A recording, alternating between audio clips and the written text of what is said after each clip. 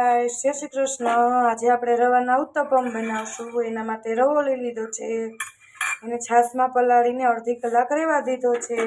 આ ડુંગળી, ટમેટું, મરચું, આદુ, લસણ લીધું છે અને આમાં ઢોસાની લોટી છે।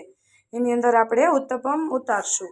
તો સૌપ્રથમ આપણે તેલથી ગ્રીસ કરી લીધી છે અને થોડીક ગરમ થાય મીઠું નાખી દીધું છે। હવે આને આપણે થોડુંક પાથરી દઈશું।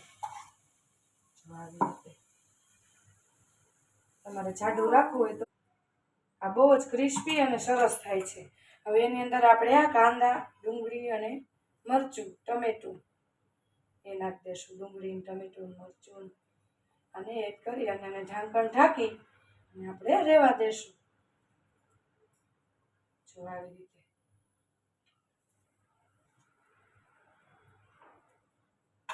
હવે આપણે ફૂલ ગેસ કરી અને આને ઢાંકણ ઢાંકી અને રહેવા દઈશું થોડીક વાર માટે। થોડીક વાર પછી આપણે એને ઉઠલાવી લઈશું એટલે આપણું ઉત્તપમ થઈ જશે રેડી। જો હવે આપણે ખોલી અને થોડુંક તેલ ગ્રીસ કરી દઈશું।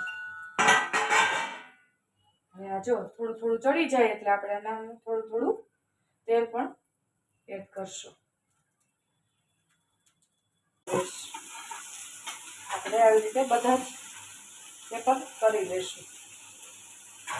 આની અંદર આપણે થોડુંક તેલ નાખશું। થોડીક વાર માટે આપણે ચડવા દઈશું એટલે આપણું ઉત્તપમ થઈ જશે રેડી। જો આને આપણે પલટાવી લઈએ। આપણું એકદમ ક્રિસ્પી એવું ઉત્તપમ રેડી થઈ ગયું છે। એના 4 કટકા પીસ કરી અને આપણે ખાશું। તૈયાર છે આપણું ગરમા ગરમ ઉત્તપમ। બાય બાય, જય શ્રી કૃષ્ણ।